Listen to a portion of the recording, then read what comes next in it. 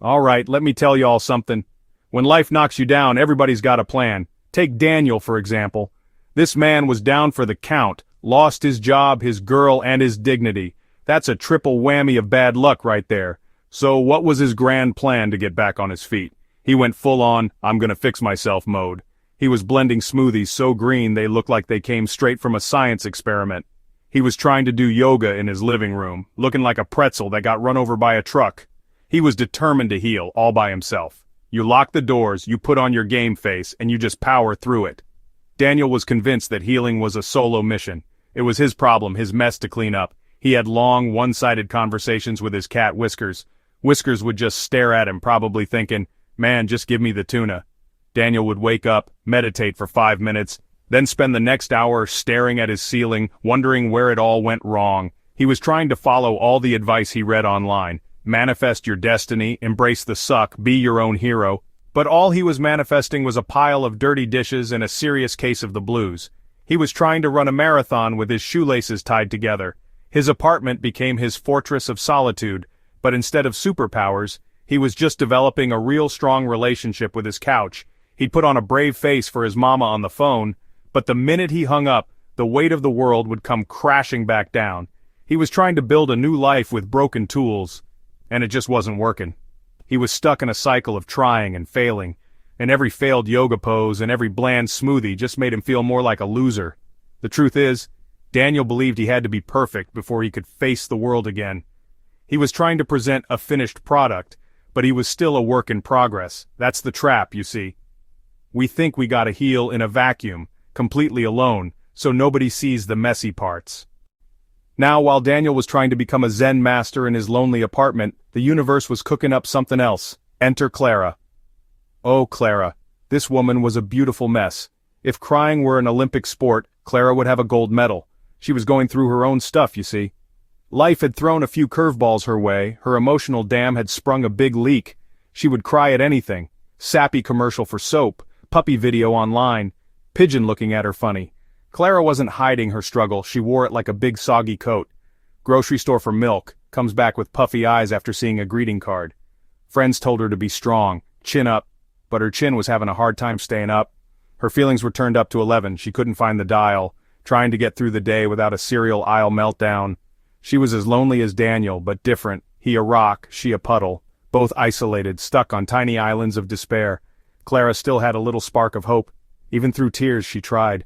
Bright yellow sweater to cheer up, buying a plant to care for, messy, emotional, a little lost, but not giving up. She needed a sign, a nudge from the universe. That nudge was about to arrive as a man with a green smoothie. So how did these two lost souls find each other? It wasn't in a coffee shop, it wasn't at some fancy party. No sir, it was in the pet food aisle at the grocery store. Daniel was there staring at the cat food like it held the secrets to the universe. Clara was on the same aisle. Her eyes started to well up. And right there, next to the kibble, the waterworks began. Daniel heard a little sniffle, but he just looked at her and said, "Tough day, huh?" Clara looked up, surprised. Then she pointed at the dog on the bag and choked out, "He just looks so fulfilled." It was the most awkward, ridiculous start to a friendship ever, but it was real. They ended up talking for 20 minutes right there in the pet food aisle. Daniel admitted he was jobless and talking to his cat for advice. Clara admitted she cried because her GPS lady sounded disappointed when she made a wrong turn.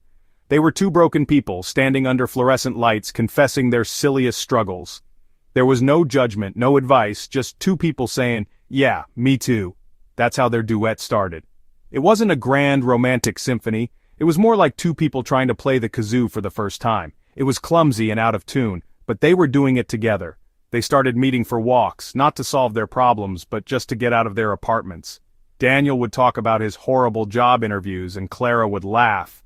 Clara would tell him she cried during a weather report because the forecast called for gloomy skies and Daniel would just shake his head and smile. They weren't fixing each other, they were just being broken together, and somehow that made things feel a whole lot better.